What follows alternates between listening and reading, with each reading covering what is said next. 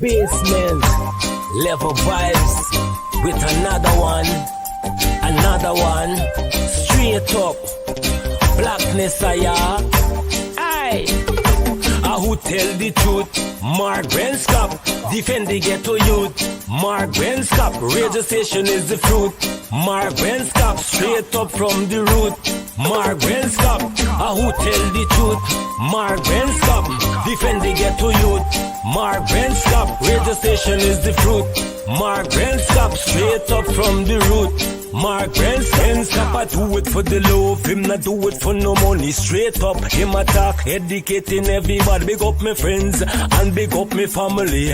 Turn on the radio, catch the vibes, it's integrity. Straight up, Benskop stands for unity. One people, one nation, one destiny. Free up the truth in the air, even the blind can see.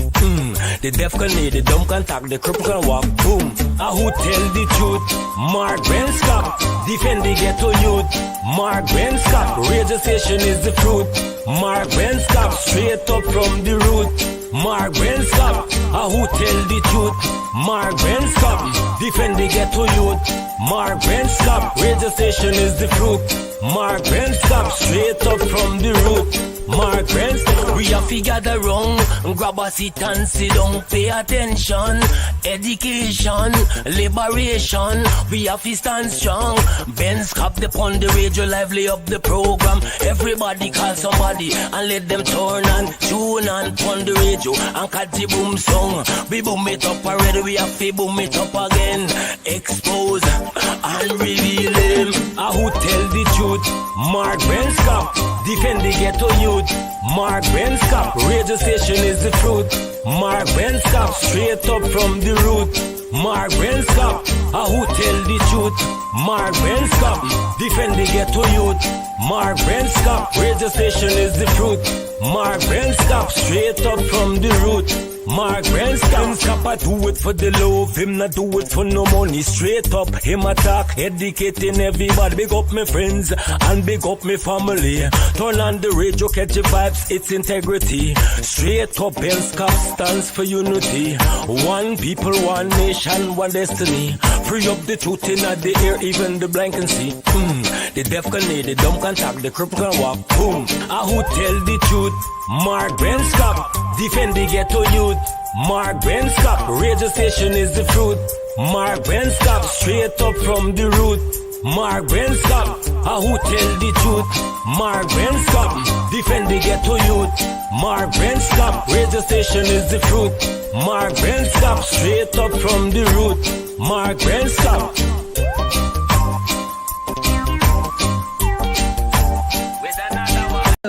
This is attorney Shellen Washington, owner and founder of the Washington Law Firm, located at 455 Utica Avenue in Brooklyn, New York. We're specialized in medical malpractice, personal injuries, matrimonial law, and landlord and tenant. If you're in need of legal representation, please give us a call today. The number to call is 718-877-3100.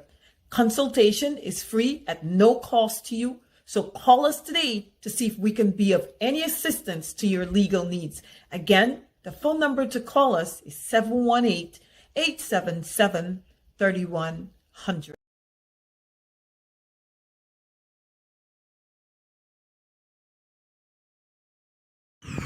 Yeah, this is the elite team, the root team, strong team. Number one, PPP team. Yeah, You understand? PPP all the way. yeah, one Guyana. Yes. holding the fort for Monday Yeah. morning. In any weather, rain, sun, Son. We are in here. the night, we there right here. We ain't going nowhere. We holding it for PPP. Yeah. Right. And PPP everybody all the know. way. Yeah, we definitely strong ship. Crazy stuff. Yes. Yeah. PPP all the way. We are the way. Yes. Big us up. Yeah.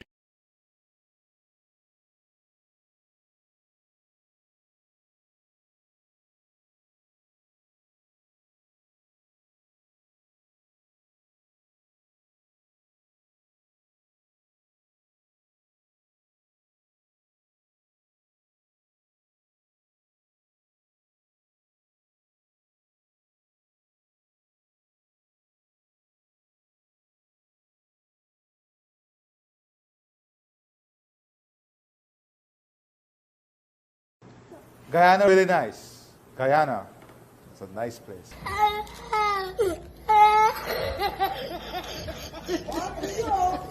my God! Oh my God! Oh my God!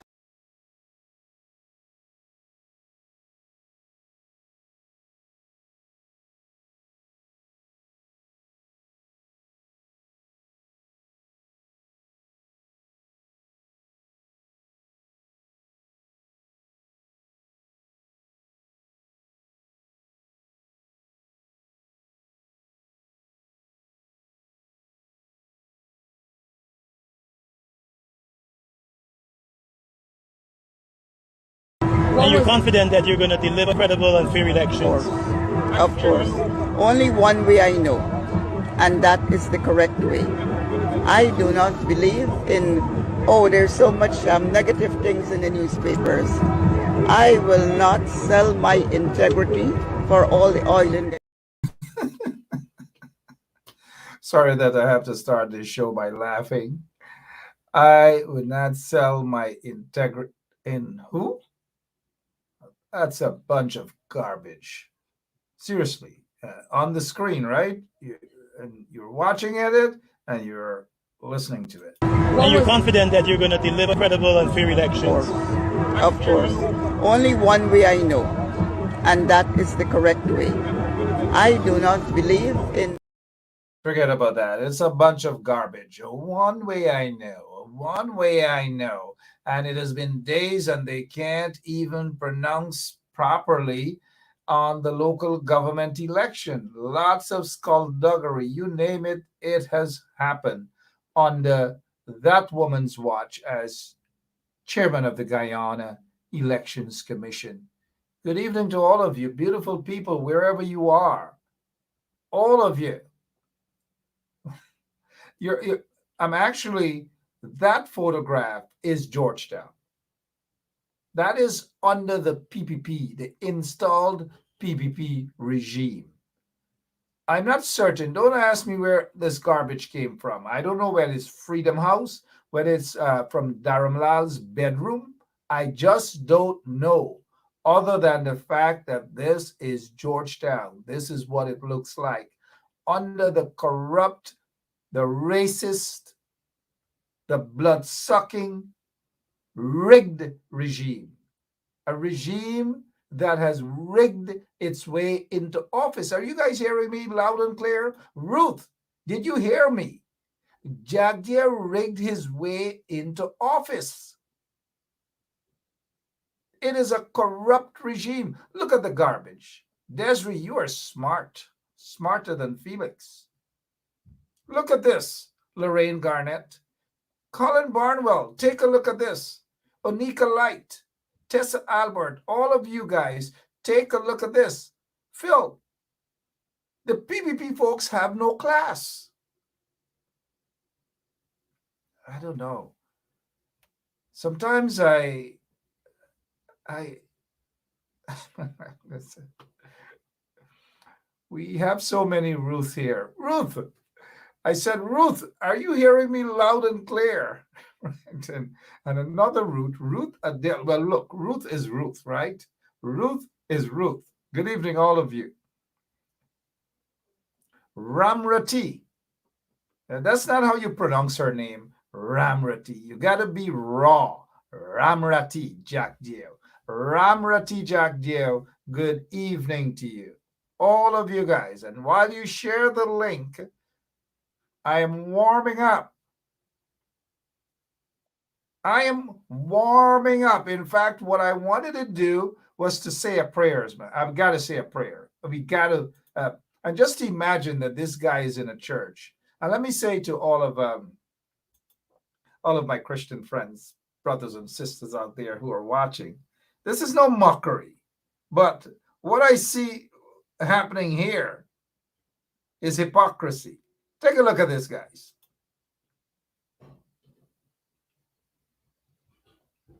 Just imagine what he is praying about there. Father, Lord, me take this opportunity to ask you to forgive me. Because me not been mean for do what me do. Me get one weakness. I know at times when I stand up at the podium, and the podium stand up at the podium, and then the podium go back down. I got to find ways to make sure that me check myself, to make sure that me is still a man.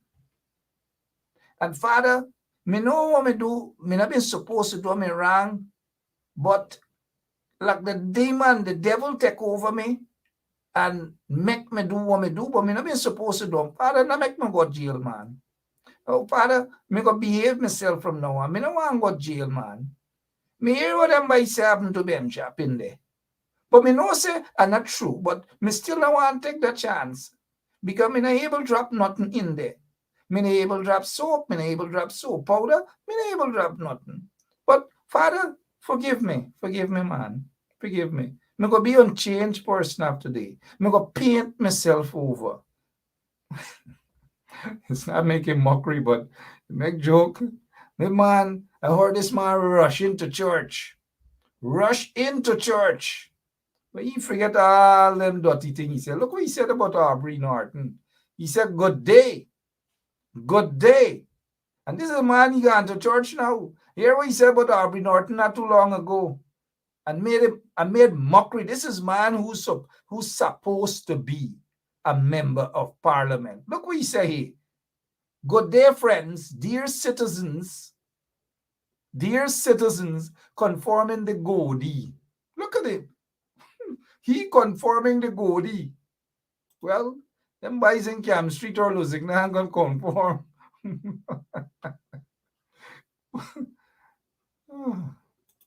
Sorry about that, guys. The file is now with the DPP, and this is indeed a serious program. Straight up, my name is Mark Benchap. Dharam Lal is under pressure.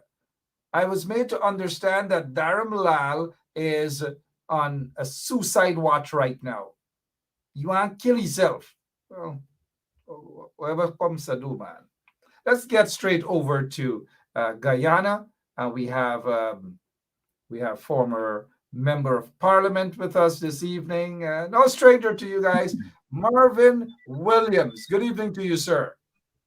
Good evening, Mark. How do I find you tonight?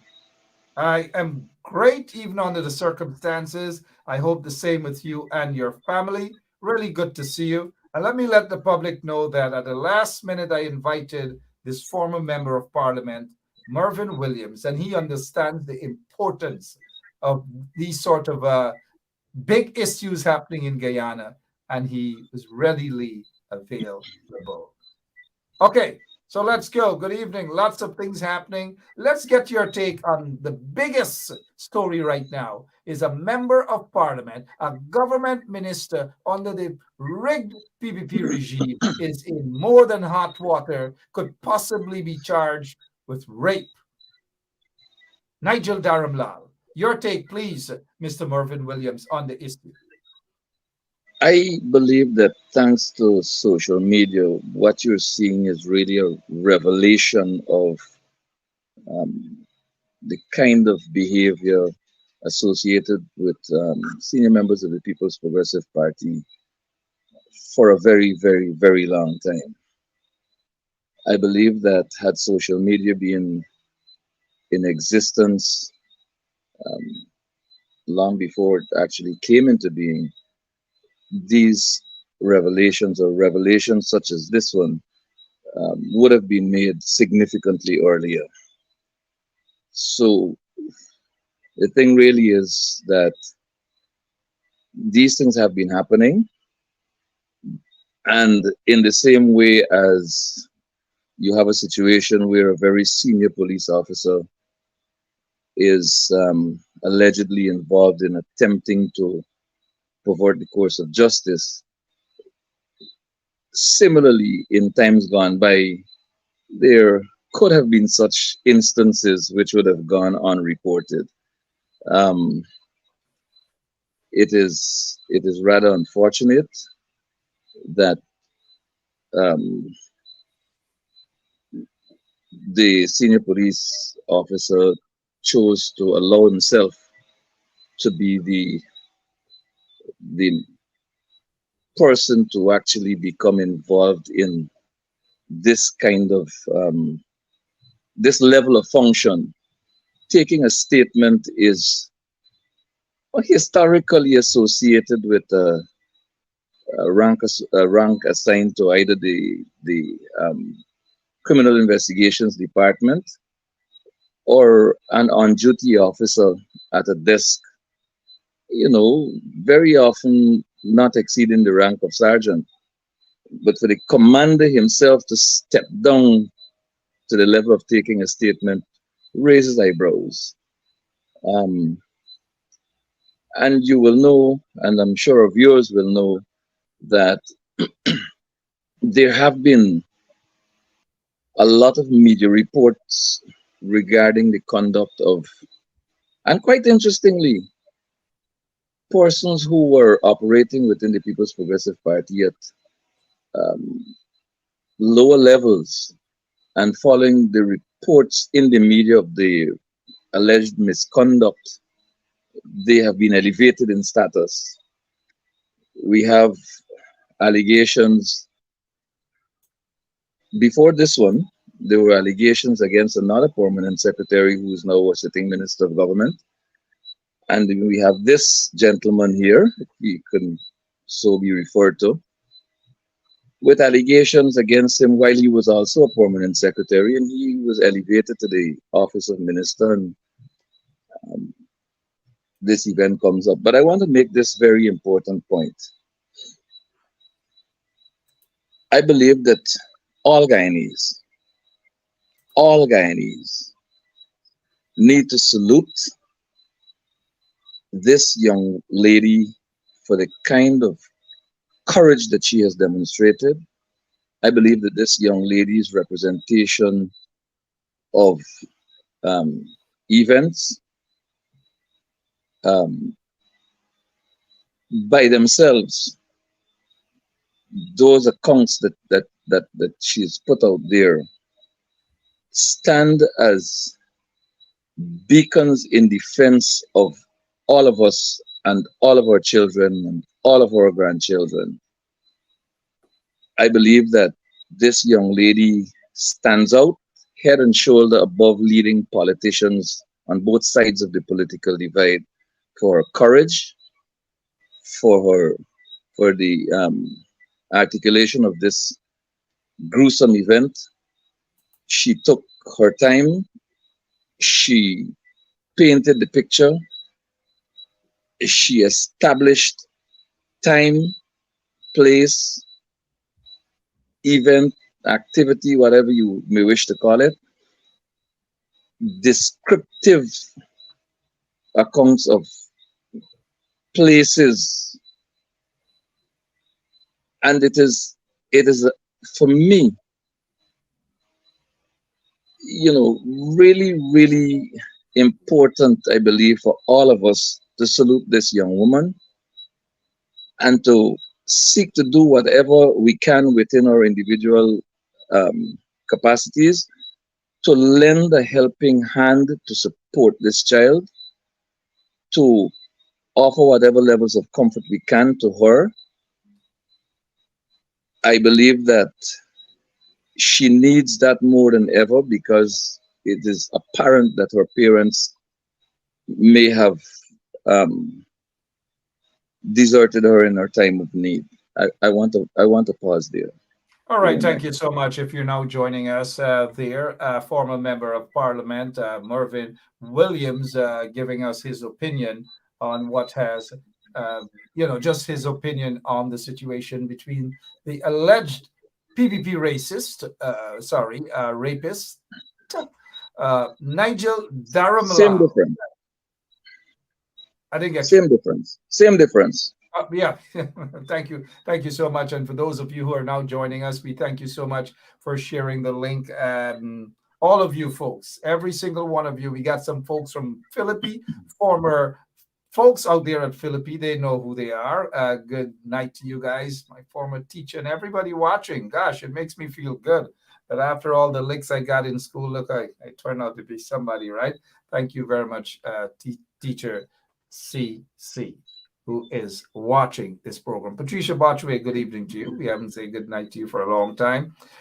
We should be joined later on by Mr. Elson Lowe, the the guy who loves to chop Jack Deere down from an economic standpoint. And Mr. Caesar, we should have Mr. Caesar with us as well.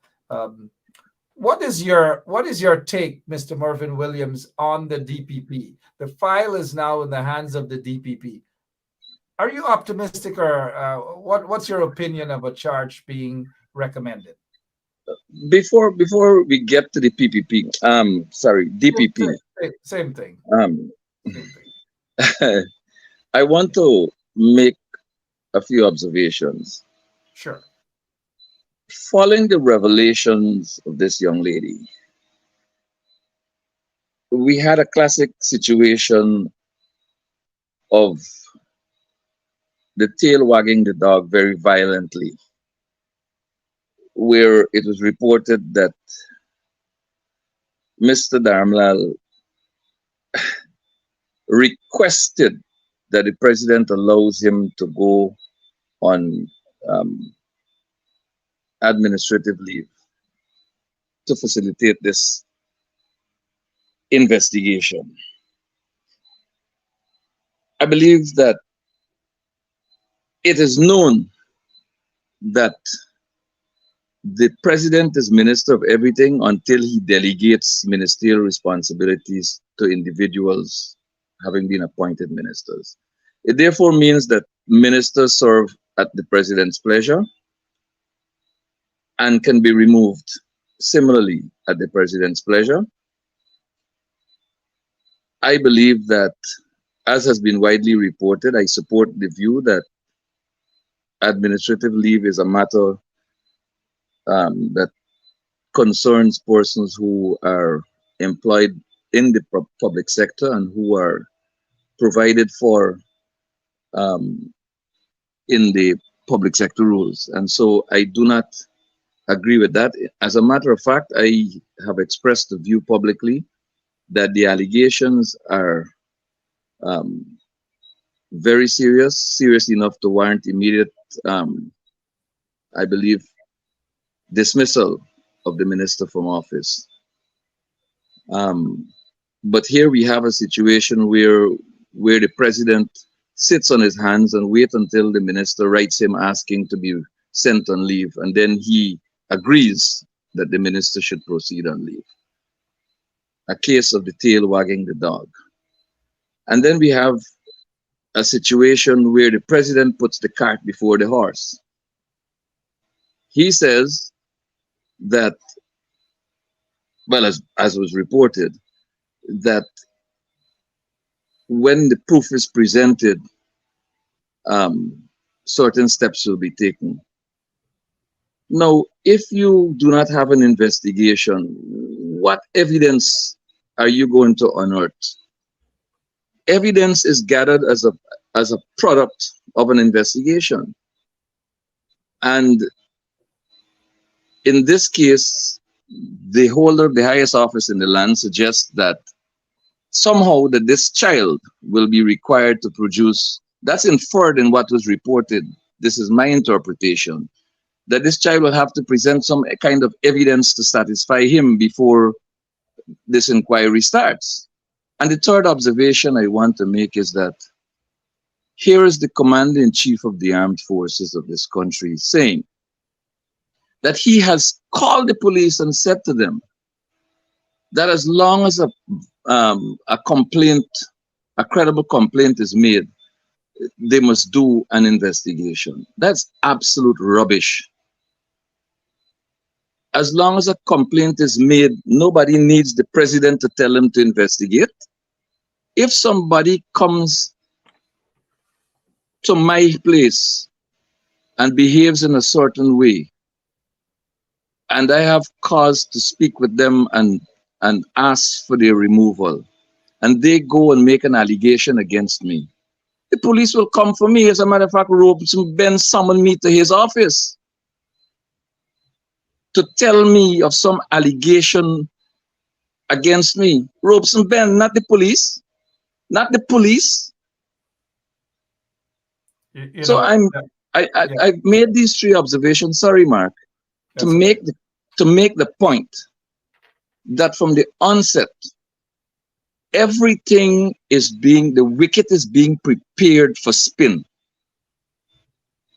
The spinners have been called out. And it But is the clear to spinners me. have not been spinning too well at all, because they got to do better than that spinning from their sinning. Yeah, well, to me, the stage is being set, the wicket is being prepared to ensure that this matter and this person who stands accused or stands um, against whom allegations have been made, the, the stage is being set for him to get a very, very easy let off. That is apparent to me, you know? And here it is where the chief spinner is next in line to bowl, the director of public prosecution. Now let's examine something. There's a member of parliament from the People's Progressive Party who was charged with an offense associated with sexual activity with a male minor, and here's a male parliamentarian. And when the People's Progressive Party came to office, the case was withdrawn. The man is back in parliament, you know?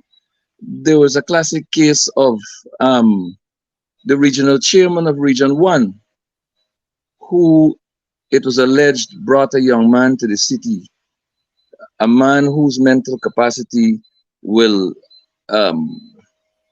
cause him to be defined as a child, brought him to the city, allegedly did some sexual activity with him in some hotel. It's reported in the newspapers, you know, and he retained his position as chairman of the region after the 2015 elections.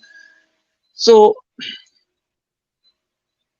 with all the charges that have been withdrawn by the DPP, charges against the sitting attorney general, charges against the sitting president, charges against a sitting member of parliament of indigenous extraction, might I add.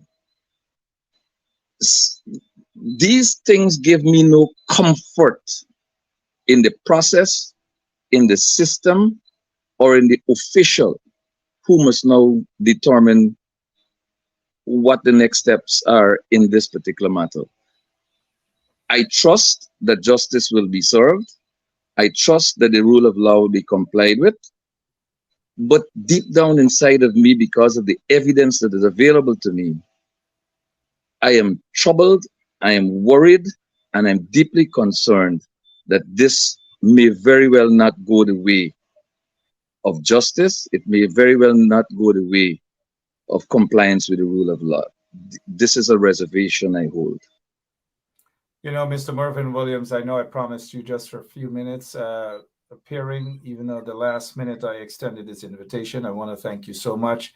But outside of that, let me get a quick comment from you concerning the promise Irfan Ali has made with regards to having a COI in the Madya Dorm fire that we saw, 20 lives were snuffed out just like that, negligence all over the place, Ministry of local government, Ministry of Education.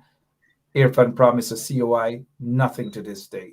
Your take before we let you go, please, sir. Go ahead. Mark, the People's Progressive Party and its general secretary and president and all its senior operatives have demonstrated that they are good at being duplicitous.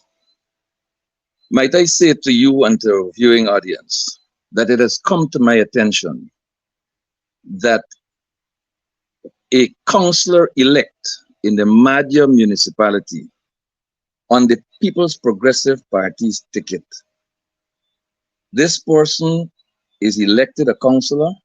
This person is a possible candidate for the mayoral chair of Madya, and this person is the mother of the child who has been charged with 19 counts of murder.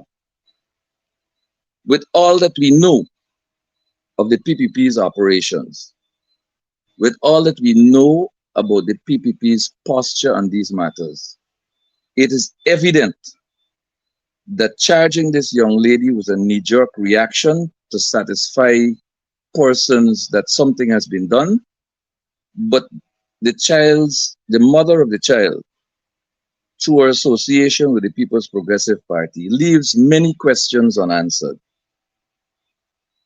How can the People's Progressive Party proceed with electing or presenting as a candidate the parent of a child who has been charged with 19 murders? It is crazy. It is absolutely unbelievable. But you know, I do not believe that the PPP is serious about any commission of inquiry. I saw footage post-fire the next morning, well, the morning of the fire, where you had the Prime Minister, who was a trained military officer who commanded the Guyana Defense Force, the President, the Minister of Education, and other senior officials walking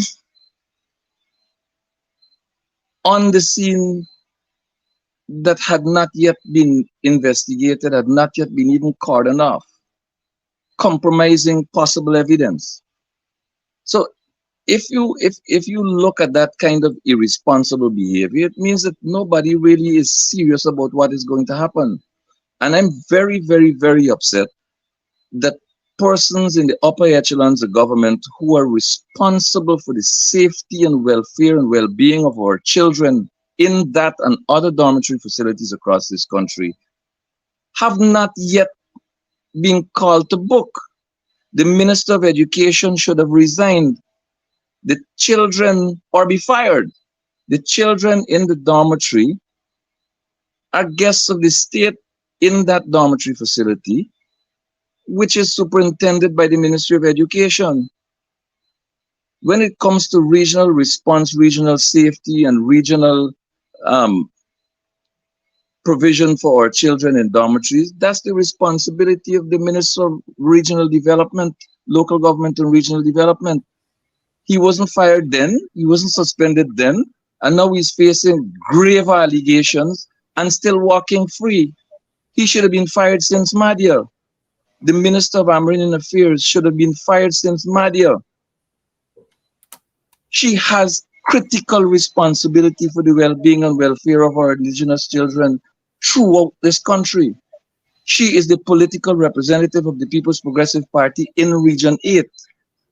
She has to take a break from cricket, casino, and covering down corrupt behavior and focus on providing for the welfare and well-being of our indigenous children. And again, I say, in the case of this young child who has alleged that she's been raped by a minister of government. You know, Mr. Mervyn Williams, one thing quickly before you go, because we are indeed waiting to have another guest come on shortly. Sure. But quickly before we go, sir, what are you hearing in terms of the Tushaws coming out with more evidence against government ministers about rape and allegations, mind you, of statutory rape and sexual molestation and so forth? What are you hearing on the ground? I don't know about Tushaws, but I get the sense that people who have been victims are likely to emerge and to tell their stories. But I don't know about the National Tushaws Council involvement or Tushaws involvement. But I do know that persons who allege that they're victims of similar treatment are emerging. And I make the point again that the silence of the indigenous members of parliament on the government side, Lee Williams, Pauline Sukai, Alistair Charlie, where he has no moral authority to speak anything at all about sexual allegations. That's the PPP MP who was accused of molesting a little boy? Yes, that's the one. Okay. Yeah, we just not accused, charged and placed before the court. Of molesting a little boy? Yes, his relative. Thank you. Right? So before I go, I just want to reiterate that with respect to the Madhya fire, there are 3 ministers who need to go, who need to be sent packing. And in the case of this allegation, it is a dereliction of duty on the part of the president to accept an application to proceed on administrative leave. He has the power to exercise and ought to exercise the power to terminate the services of Mr. Dharmlal as a minister. The General Secretary of the People's Progressive Party, who I believe is a representative of the list of the People's Progressive Party, needs to exercise his authority and recall Dharmlal from the parliament and save this country some further embarrassments by having a minister so accused continue to be a member of the parliament of this country. It's a Thank you so much. desecration of that place. Thank you so much, Mr. Williams. We appreciate it. It seems as though any Paku are allowed to go into parliament. Now we see a lot of them there. Alistair Charlie is one of them. Kwame McCoy is one, and the list goes on and on. But thank you so much for your time, Mr. Williams. Thank you for having me. Don't be a And stranger. good night to our viewers. Thank you, sir. Appreciate it. All right, former PNC member of parliament there, Mr. Mervyn Williams, and look at what is happening there. You guys know what this is all about, right? Allegations of tampering with the evidence. We heard that his room was painted over. It was painted over, apparently, if that is so, to cover things up, indeed. All right, let's head straight over to Georgetown, Guyana. Another one of our guests this evening is Mr. Elson Lowe, economic advisor to the leader of the opposition. He is a PNCR member. He has been very vocal on a lot of issues. He has been targeted by Bharat Jagdeo, and we have him here tonight on our show. Let's begin right off the bat in terms of what we've been hearing. Roysdale Ford, the shadow minister of Legal Affairs, has said that Dharmlal should be fired, get lost. And then Lincoln Lewis, veteran trade unionist, saying the same. Good evening, Mr. Lowe. Let's get start right off the top with your opinion on what should happen to Nigel Dharmlal. Good evening. Good evening. Well, one of the things I think is important for viewers to note is, and many people I'm sure are aware of this, but this is not the first time that Mr. Dharmlal has been embroiled in a controversy that is grave. In fact, this is the second time in only a few months that he's faced allegations of sexual harassment. And when you throw your minds back, you don't have to throw your mind back too far to when he made the comment about a member of parliament, a female member of parliament needing a dildo. So Mr. Dharmlal has demonstrated over a prolonged period of time, I think, conduct that indicates he's not appropriate for a ministerial post or to be engaged in political life in Guyana in general. Of course, some allegations are allegations, but things like in the Parliament of Guyana, making those types of remarks to a woman, really offensive remarks. He should have been fired then. And this is just another instance that I think has piled more pressure on the administration to remove him as a minister. Now we're hopeful that we're going to see a properly conducted investigation and court case, and that justice will prevail. We extend, of course, our sympathies to the victim here, who obviously would have suffered, in this case, very severe trauma. So that is something that I think many Guyanese are quite sympathetic when they hear this story. But the question remains, what will we actually see any action in the end where Mr. Dharmlal is, if found guilty, held accountable? Now, one of the things that I also want to point out to your viewers is that there's controversy around whether or not the president will fire him. But you may recall that the president had this Men on a Mission slogan, and this Men on a Mission Against Domestic Violence program. It seems to me to be extremely hypocritical that the president would not remove a minister who has continuously been embroiled in such allegations, who at a minimum may have been engaging with someone underage in ways that they shouldn't have given the ministerial post, but at a maximum is guilty of several forms of sexual harassment and rape that are disturbing. And so, to me, if you're serious about this Men on a Mission slogan, you cannot then turn a blind eye to questions around one of the same men that is in your cabinet. Absolutely. Elson Lowe is with us this evening, 43 minutes after 9 o'clock. Good evening to all of you, especially those who are now who have now joined us. Mr. Lowe, let's get us your take your take on allegations that the alleged rapist may have tampered with the crime scene, so to speak. What is your take on this latest revelation, sir? Yeah, absolutely. It is quite disturbing. One of the things I think is important also to note here is that, as I said, these allegations, and if anyone, of course, is sensitive to maybe because of past trauma, they might want to not pay close attention or not listen. But really, what's going on here is that across multiple accusers, as I said, this is not the first person to accuse Dharmalal of sexual assault.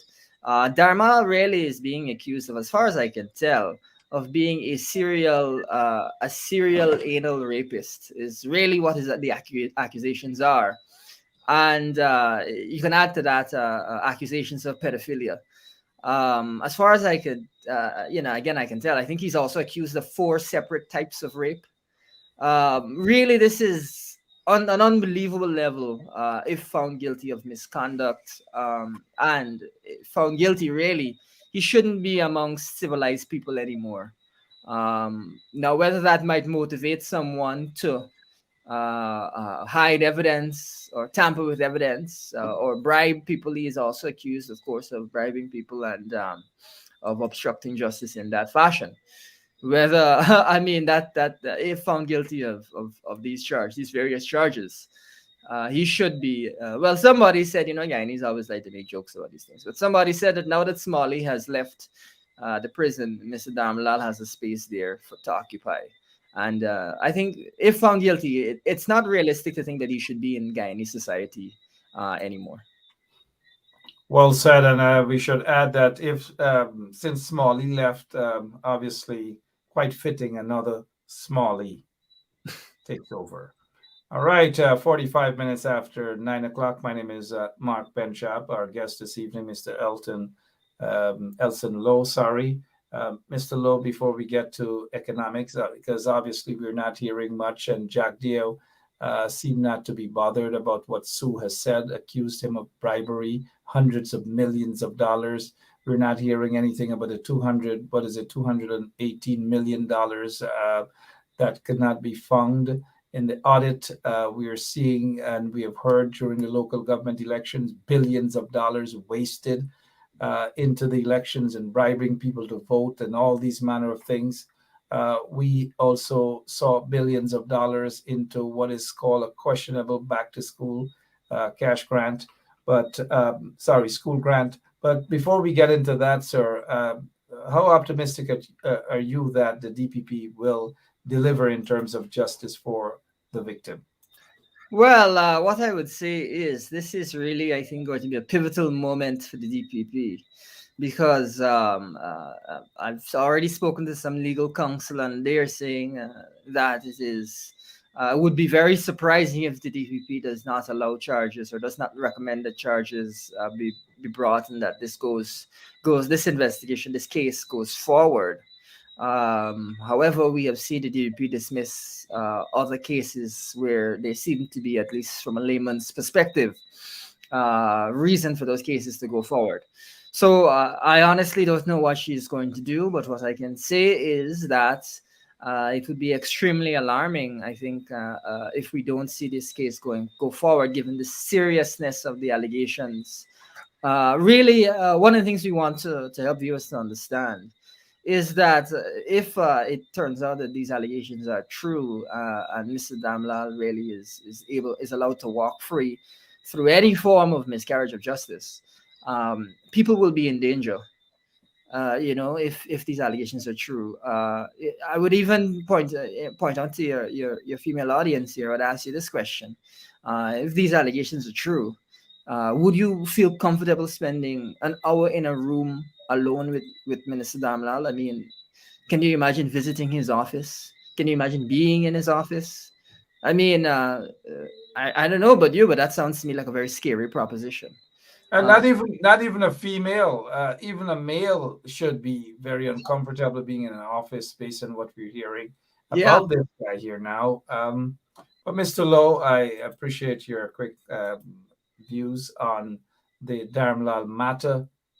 Commission of inquiry for the Madhya fire that we saw snuffed away the lives of 20 beautiful young souls.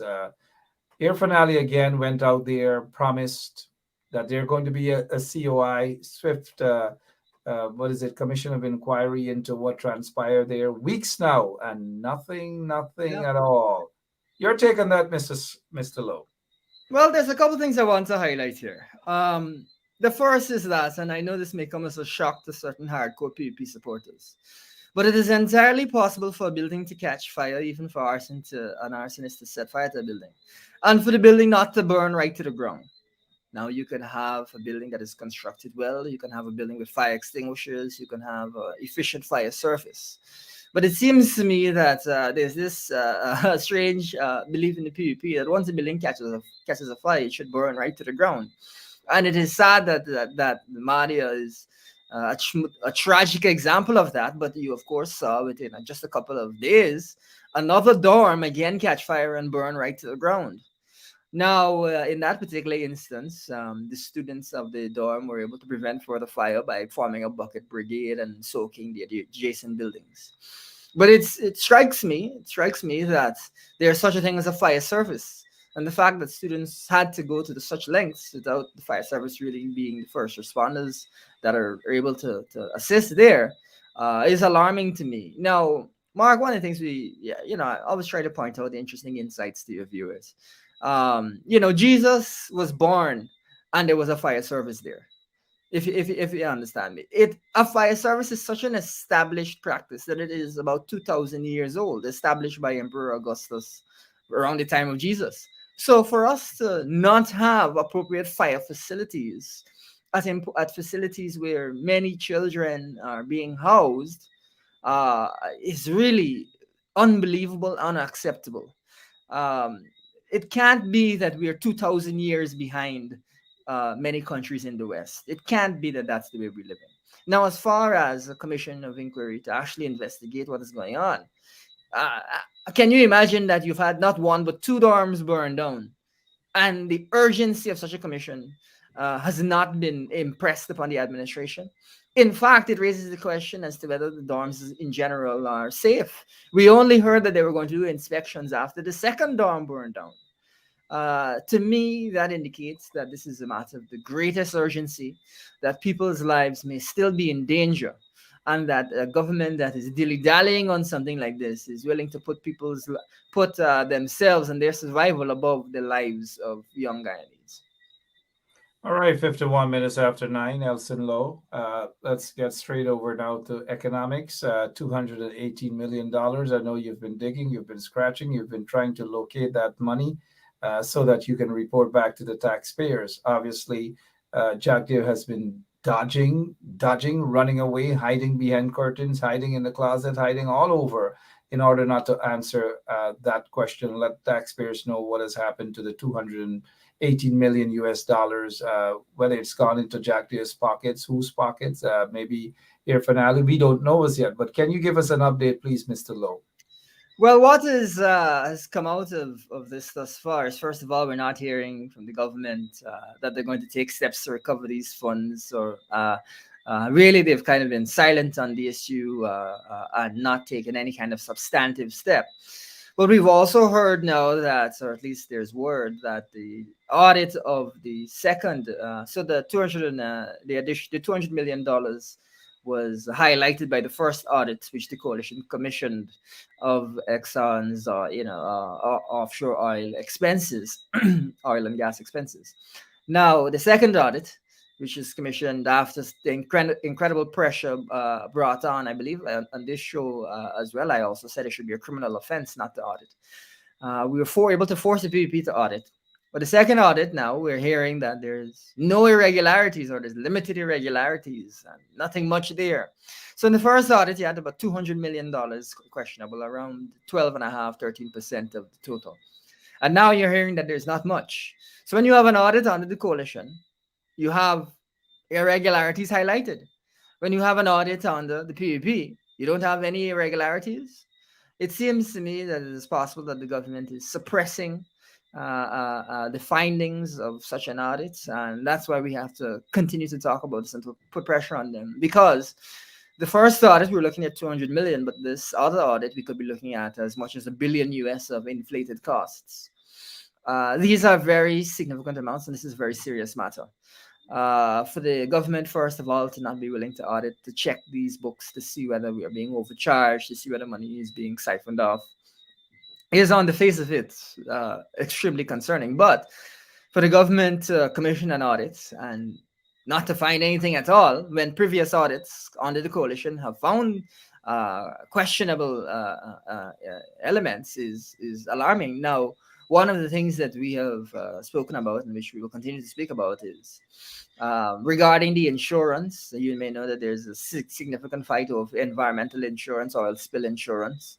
And one of the things that the judge had said in his ruling is that the insurance was not appropriate and that the EPA had not even checked to see whether or not that insurance was appropriate. Now, if that insurance, which is an expense that the oil companies can charge us for, can cost recover, if they've been doing that, then that would be a very serious issue, and you would want to know whether the audit will flag that that is an expense that should not be included. It's a questionable expense. So from that perspective, there are, I think, significant issues to be highlighted. There's a lot of money on the line here, and there's a government which, when they audit, they don't find anything, but when we audit, we're finding things left, right, and center. We'll highlight again that, in addition, that we hired a UK firm to do the audits because we wanted to have an appropriate firm. The government, while they have hired an auditor, we don't know if they've been suppressing what the auditor has said. Hiring that UK firm helped to ensure that there was some level of transparency, some level of belief that the auditor could properly audit. Now, we don't know what's going on with this local group of firms, but it is alarming to have word that there's not much been found. Very alarming indeed. And the fact that the regime, the PPP install regime, they are masters of covering things up and not giving you, the members of the public, the right report as it pertains to your tax-paying dollars, because they keep stealing and stealing and stealing and stealing. How are you, or how concerned are you that billions of dollars were actually spent during the local government elections, including this school cash grant? Yeah, well, that's one of the things that is very transparent. That was an attempt by the government to bribe voters. Normally, cash grants are given out around the September, August time period, because, of course, that's when parents are looking to purchase school supplies. So that is when they need the money. Giving out the cash grant only a few days before the local government election was a very transparent attempt to bribe the voters. Very transparent. That's one element of the issue. But the other element of the issue is that, as I said previously, and this is where Jagview decided to attack me, is that this $40,000 cash grant, which the government is puffing its chest out as if it is some significant amount of money. Mark, you'll recall that last year we were able to earn an additional $60 billion, which is $300,000 per household, due to the high oil price. Of course, you had the war in Ukraine, you had the after effects of that. Now, that $300,000 per household could easily have been given on top of this, because we get cash grant, on top of this cash grant. Rather, the government has not made any strides in that direction. They've put aside a mere $5 billion for cost of living, which is not even 1% of the national budget for cost of living, direct cost of living mitigation. And that is the same amount put aside last year. So they haven't tapped into that additional $60 billion at all. $300,000 per household. No word on that. And even the $5 billion put aside for cost of living mitigation this year, that $5 billion has not even been, you're not hearing what they're doing with that 5 billion. And so it seems to me that they don't have a particular interest in cost of living issues. They don't have a particular interest in general citizen welfare during this trying time. It's just an interest in bribing voters and trying to see if they can get a little something here and there in terms of trying to push voters to vote for them. It is tragic. We are in a country that is one of the wealthiest in the world, and yet people are living in desperate poverty.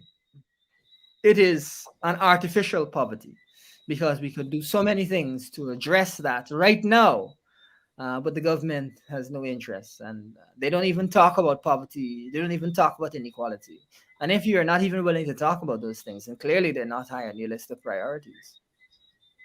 Absolutely well said. 58 minutes after 9 o'clock, Mr. Elson Lowe, as you have promised. I know you had a pretty busy day. Then there's protests tomorrow in Georgetown. We will be carrying those protests as well. Quickly, your closing remarks, sir, and anything that maybe I should have asked that I didn't.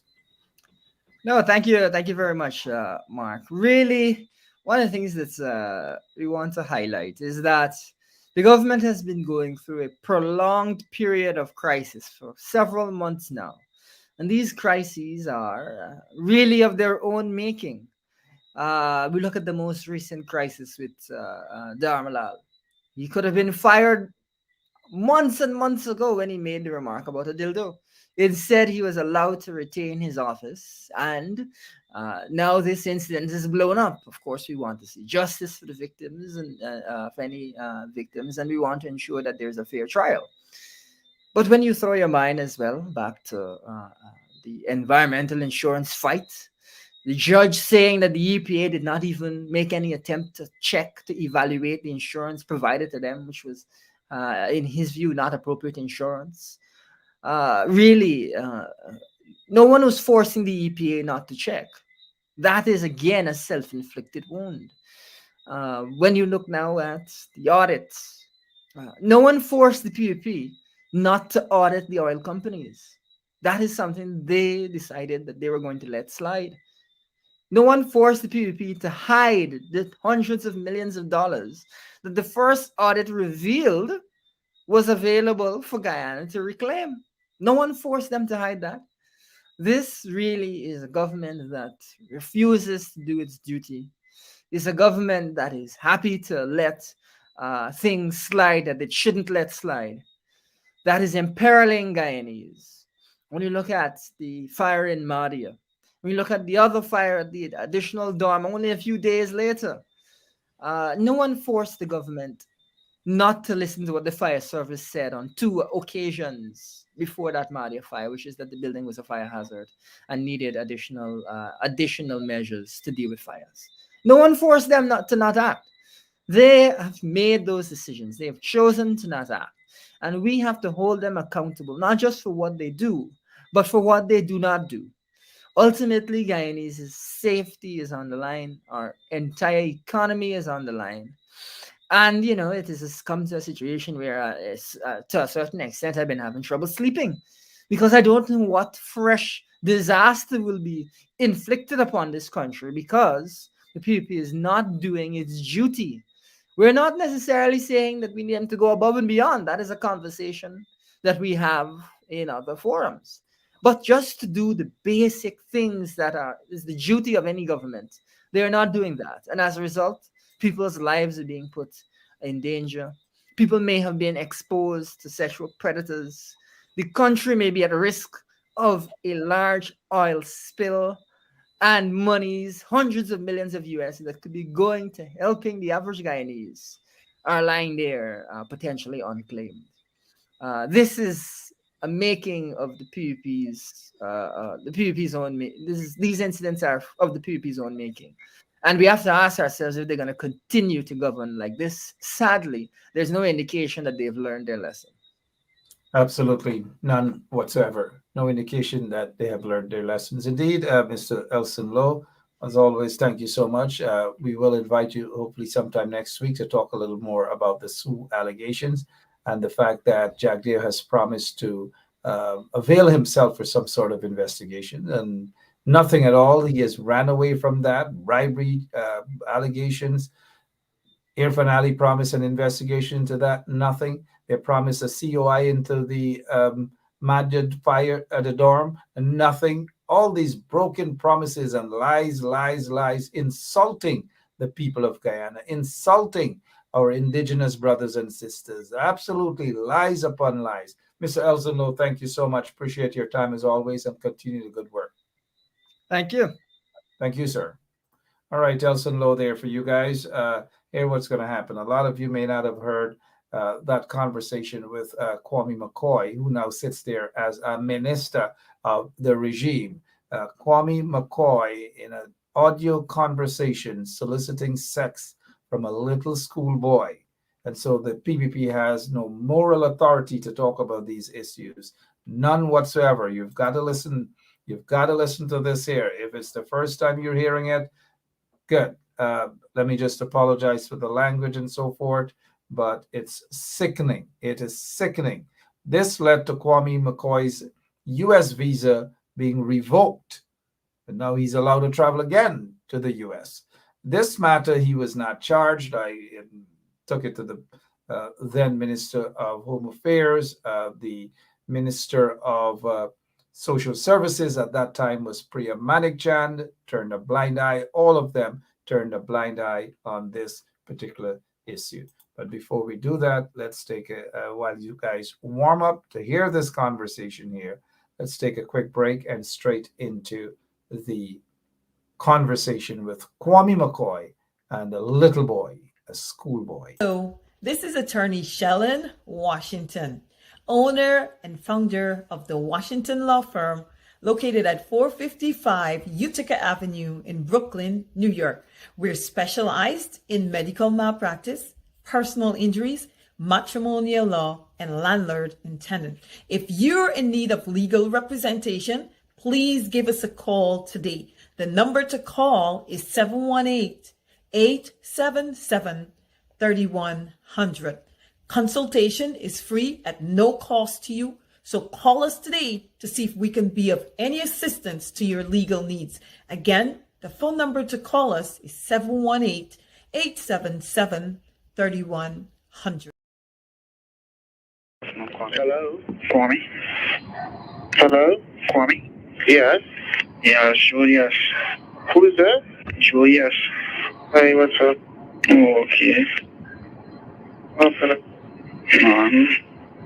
Probably be coming in town soon. Hi there. Probably be coming to town soon. Oh, like when? Probably tomorrow or Friday. Great enough. Then? Yeah.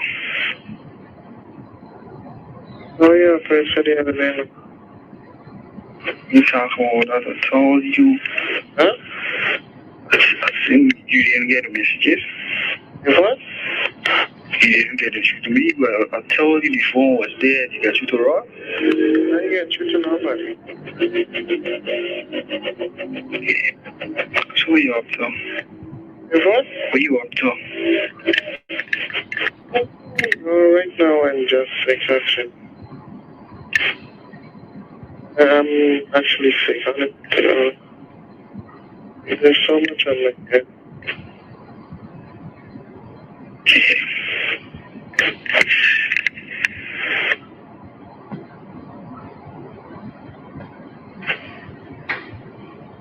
I don't know how you operated like that. Like I made plans. All that. Yeah, really, what are you saying, right? I can't hear you. I'm a bit nervous. Nervous about what? You told me about how we going to go by the hotel and you be coming here any night. You what? You told me in the hotel in Hartsfield, right? Yeah. When you be coming in the night, right? When you come back from cricket. When I come back from what? Cricket. Mm-hmm. Yeah. So, they be studying that you might would be into something else because I don't think you would do certain things for me like that. But I don't know. I'm a bit nervous. It's not like something I'm accustomed doing.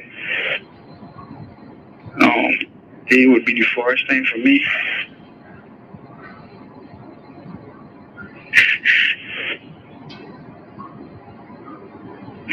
Well, you need to tell me straight up what it is, because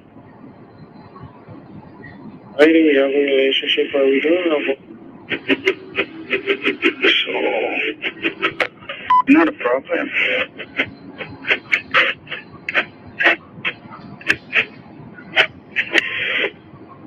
Yeah. So, when possibly can we meet? When possible? Yeah. When you're the one who have to tell me. Well, you see, I guess Friday would be a better day because my dad be going in the bush and the house will left for me alone. Which house is that? His home. In Linden? No, in Georgetown. So, it will be the house will be for me alone. So I say you could probably come in the daytime and check before 5. In the daytime, somebody might come, my cousin might come in the night to sleep. They might come from Linden, I don't know. I guess so though, but it will probably be better in the daytime. 5. So that's why I'm telling you now, so you can possibly make time for that. I'm not sure about daytime. I gotta work too. But I don't understand if it's that we have a relationship. What is it that you're afraid about? I mean, I can understand that. Yeah, there can be some thinking about something that is legal, whatever it is, but actually, I don't know. I really don't know. They had me, actually, this is one of the things that got me right now. I feel so frustrated. Sorry about that. Oh, fast.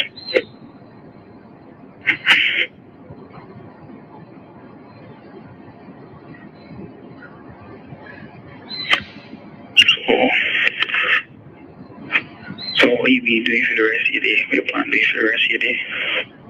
I have a meeting starting at 5. Okay. How was your day so far? I didn't have a good day. Okay, talking to me would make it better. Well,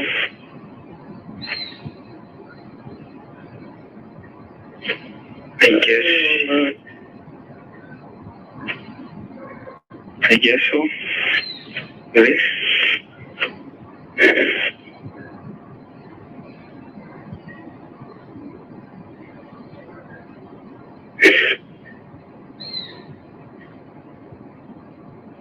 Hello?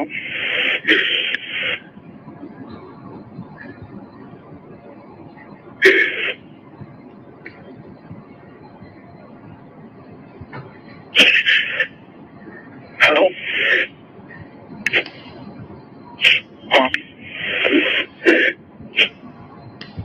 Yes.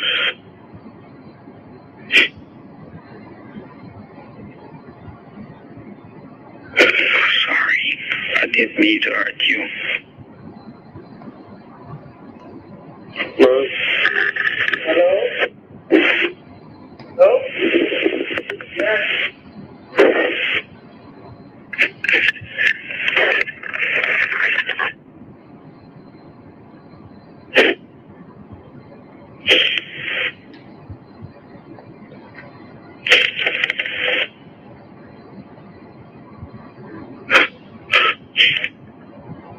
Oh my God, I feel so very fortunate.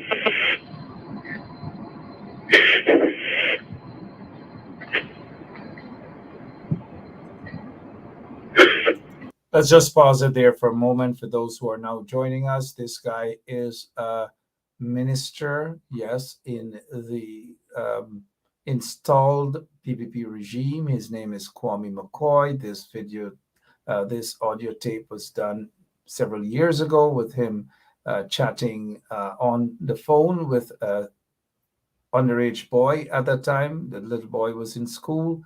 And of course, Kwame denied that this is his voice. His US visa was revoked.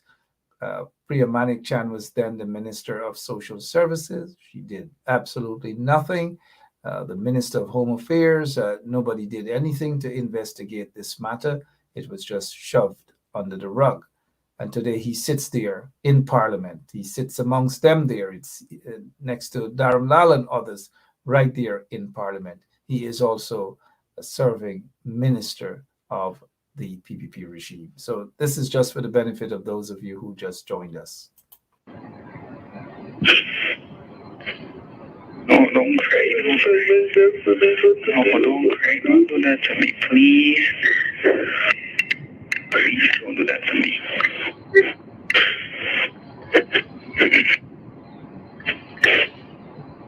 Don't cry. Don't cry, please. Please. Can you do that one thing for me? Hello? Yeah. Can you do that one thing for me? What do I say? Honestly, like everything in life is so real.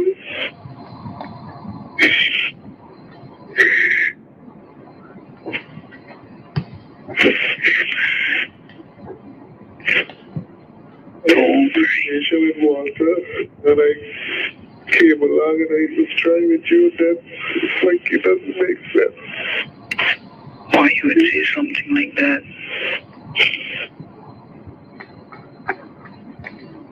You see, if we spend time more together, you would understand stuff. What is that? If we spend time more after, you would understand stuff. If what? I said, if we spend time more after, you would understand stuff. Nothing ain't going really good for me right now. Fault is it, Julius? Whose fault is it that we don't spend time together, you know?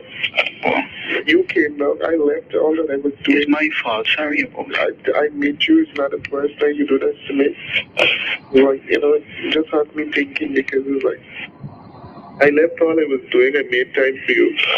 I spent my money, I go, I book place because I wanted you to be comfortable. My family was home, it's not like I couldn't carry you there, but I felt that you would be more comfortable somewhere else. Private and everything. It's like, that's Layla.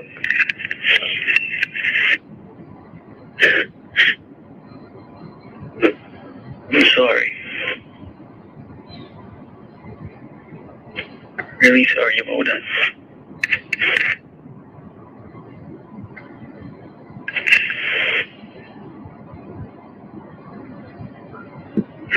Hello? Hello? Yes? So I think you gave up on me. What's that? I think you gave up on me. I don't know. I really don't know. Don't cry. It's hard because it's like I have to keep my relationship. You feel that I have my work to do. It's like I have a lot of work. All I was hoping is that somebody would be there at my side to just keep my company and be with me. And then it's like I have to take on all of this, then I have my work to do.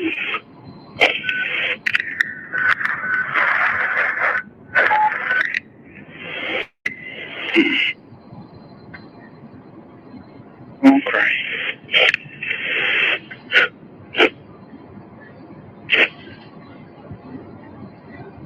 I'm sorry. Don't cry, please.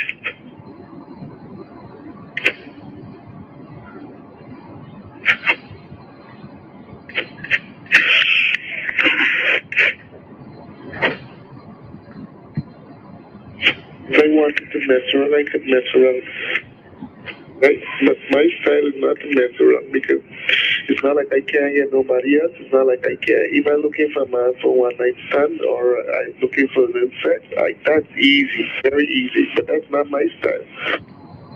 That's not what I'm about. Doesn't take me being with you or being free, talking to you for so long. So if I wanted a one night stand,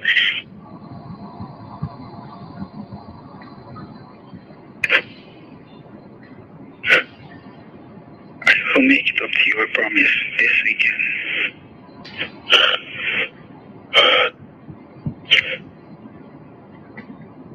You hear me? Hello? Yeah?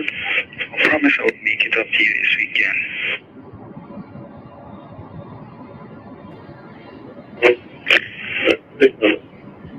Because you and I have talked about this thing so many times, there's been so many letdowns, so many.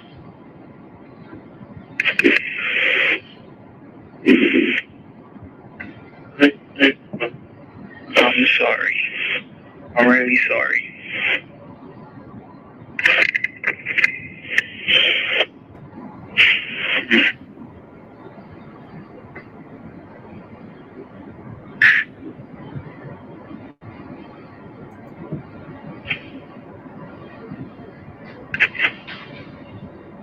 Sorry.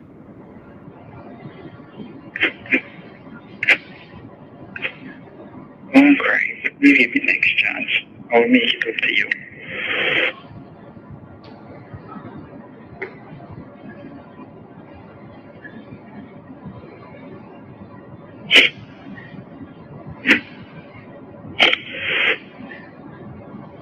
I prefer to know you say, well, tell me straight up what is it? Is either we have a relationship or not? If we don't have a relationship, for your friends, that's fine with me because it might hurt, I might feel it, yeah, might not be my desire, and then I would have to live with it.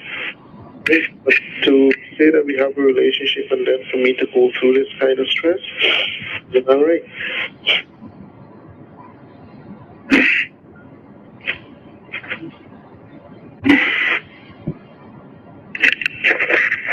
You can't even make time for me at the time when you say you'll make time.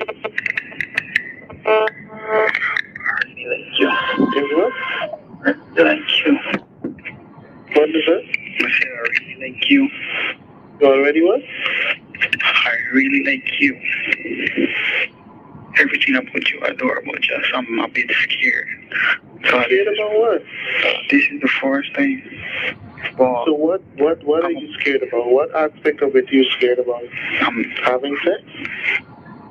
Yeah, I was, but probably I'll make up my mind to do it this weekend. If what? I'll make up my mind this weekend. This weekend I'm gonna make it up to you.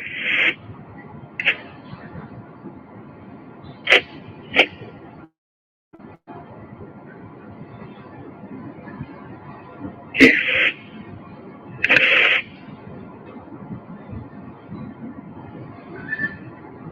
Just like if you have sex for the moment. Pardon me? I don't really know what scares you because just like if you having sex for the moment, but just I didn't know the difference, but I don't see what it is to be scared.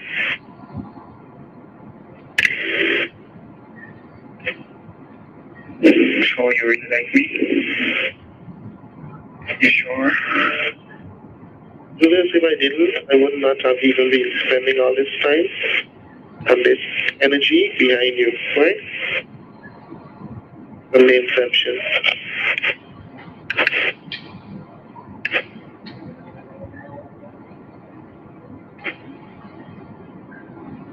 So what can you do to prove your love to me? What? What will you do to prove your love to me? What would I do? Yeah. What do you want me to do? You know, what are you willing to do? I'm asking you, what is it that you think that I need to do to prove my love to you? It obviously means that what I've been doing so far, I don't have any idea. What is that? I don't have any idea. You have to have an idea because you're the one who's telling me it. So it means that what I've been doing so far doesn't prove to you that I love you. So you are saying what? I will do something to prove I love you. What? I will do something to prove I love you. That's fine, but what I'm saying, you the one who's saying, what would I do to prove my love? So you the one who definitely have something that you think that I'm not doing at the moment that will prove I love you. So I'm going to get you in my arms. Huh? When I'm going to get you in my arms. You got the what? When I'm going to get you in my arms. When you going to get me in your arms? Yeah. I don't understand. I mean in your arms. Pardon me? I mean, when are you going to get me in your arms?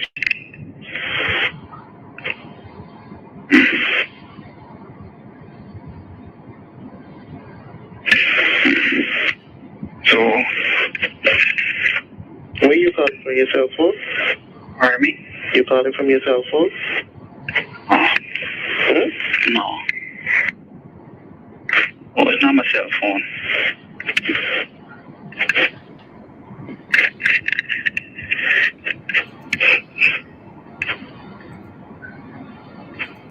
All right. That was many years ago. He was press secretary to Jack Deere. Nothing came out of it. Today he sits there as a minister. The U.S. revoked his visa back then. He's still traveling. They revoked his visa. Priya Manikjan ignored this matter. She was then Minister of Social Services. The then PPP regime, headed by Bara Jagdeo, ignored this matter. Sickening. Sickening. And it continues according to information. It's sickening. You guys will learn about Guyana. You will really learn about Guyana. It is sickening. All right. Anyways, I thank you guys, all of you, for tuning in this evening. And I'll leave you with a song that's quite appropriate for what you just heard there. Sickening. That little boy was a school boy who was under pressure and reported the matter to me and his relative. Sickening. Nothing came out of it, but yet he sits there today as a minister of the government, taking your tax-paying dollars every single month. Shame and disgrace. An underage boy. This is not an adult with an adult. That's his business. If it's an adult with an adult, that's their business, their privacy. But this is a big old hardback, quaqua-looking man and a little boy. The mighty rebel summed it up for all. Have a good night, guys. Pray for Guyana. There will be some protests in Guyana tomorrow. Hopefully we'll carry those protests in Guyana live right here on 107.1 FM. God bless you. Pray for Guyana. Put your sweet lips a little closer to the phone. Hello? Yeah, sure, yes. Sure, yes. Hey, what's up? Then I'm going to get you in my arms. Oh, I'm going to get you in my arms. Oh my God. Probably tomorrow or Friday. I feel so very fortunate.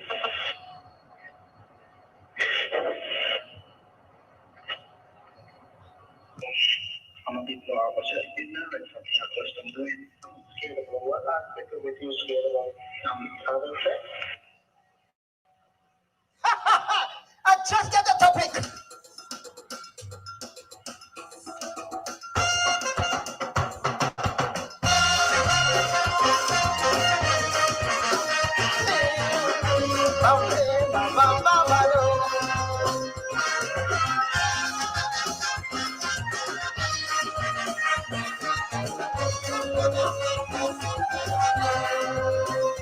Recently, my friends, we see on the television the embarrassment from a telephone conversation involving a little boy humming in their tongue. And a top advisor to the biggest man in the land.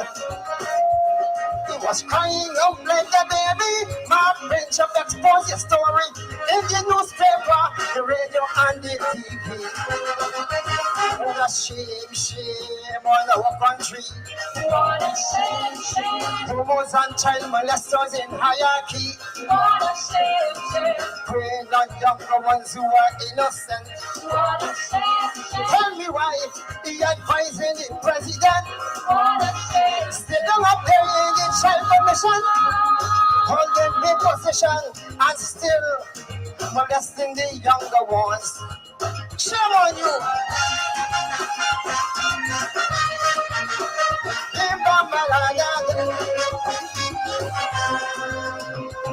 Look, the whole nation surprised when they get to see and hear the hell how we crying out bitterly. Julius, why, Julius? Why you have to hurt me? I spend the money and you loan expensive son of the phone. We got go somewhere, somewhere you and me alone. Hey, what a shame, shame on our country. What a shame, shame. Homos and child molesters in hierarchy. What a shame, shame. Preying on younger ones who are innocent. What a shame, shame. Tell me why he advising the president. What a shame. Sit down up there in the child commission. Hold them big position and still molesting the younger ones. Hey, hey, hey.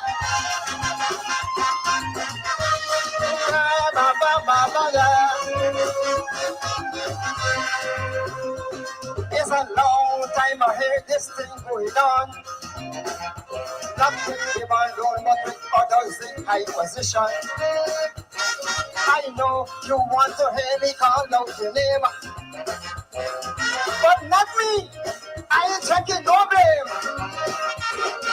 Man keep saying he don't know about that, but the media say it's a fact. He feels so shame, he beat out and being backtracked. What a shame, shame on our country. What a shame, shame. Homos and child molesters in hierarchy. What a shame, shame. Preying on younger ones who are innocent. What a shame, shame. And still he advising the president. What a shame. Still over there in the child commission. Holding big position and still molesting the younger ones. Shame. Keep on rolling.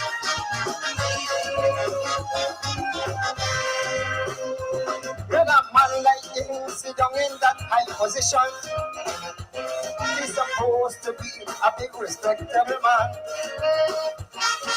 Showing things of importance to the nation and preaching things of interest to the younger one. Like low carbon development strategy that the president preaching daily instead of that conversation on the TV. What a shame, shame on our country. What a shame, shame. Homos and child molesters in hierarchy. What a shame, shame. Preying on younger ones who are innocent. What a shame, shame. Tell me why he advising the president. What a shame. Sit down up there in the child commission. I know the man, you know the man. I love you, know the man. Shame on you.